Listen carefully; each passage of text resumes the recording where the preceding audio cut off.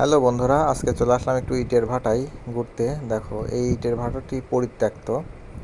তো পরিত্যক্ত বলতে গত বছরও এখানে ইট পড়ানো হয়েছে, তো এই বছর হয় নাই। তো চলো একটু ভিতরে একটু যাওয়া যাক, কেমন একটু নতুন অভিজ্ঞতা নেওয়া যাক তোমাদের সঙ্গেই।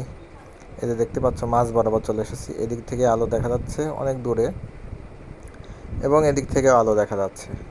তো একটু বের হয়ে যাই। এরকম দম বন্ধ বন্ধ একটা অবস্থা। এই যে দেখো, ভাটা ভাটাটি কিন্তু বেশ বড়, অনেক বড়। এই দেখো, অনেক উঁচা। এই যে এটা দিয়ে ধোয়া বের হয়।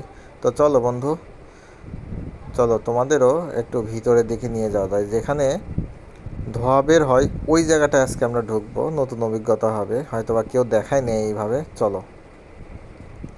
ও মাই গড, এখানে তো বেশ অন্ধকার। এখানে আমাদের যেই চাঁদ দেখা যাচ্ছে, চাঁদের মতো অনেকটা, মানে আকাশের যেই আলোটা সেটা দেখা যাচ্ছে। এটা কিন্তু দিনের বেলায়।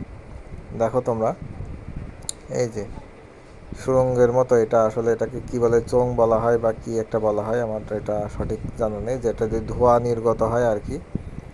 তো দেখতে পাচ্ছ, চাঁদের মতো দেখা যাচ্ছে। এবং এটা এটা কিন্তু এই যে ইটের এই যে গোল রাউন্ড যেটা থাকে, এই দেখো ইট রাউন্ড, এটার ভিতরে আমরা ঢুকেছি। তোমরা দেখতে পাচ্ছ, দম বন্ধ করা অবস্থা, অনেক গরমের ভিতরে হিট। তবে বের হয়ে যায়। বেশ অস্বস্তিকর একটা ব্যাপার, অস্বস্তি লাগছে, বেশ অস্বস্তি লাগছে। তো বেশিক্ষণ থাকবো না, বের হয়ে আসলাম বন্ধুরা। তোমাদের ভিডিওটি কেমন লাগলো একটু কমেন্ট করে জানাবে। এর ভিতরে ঢুকছিলাম আর কি। তো দিনের বেলায় তোমাদের চাঁদ দেখিয়ে দিলাম। তো ভালো থাকবে সবাই। আল্লাহ হাফেজ।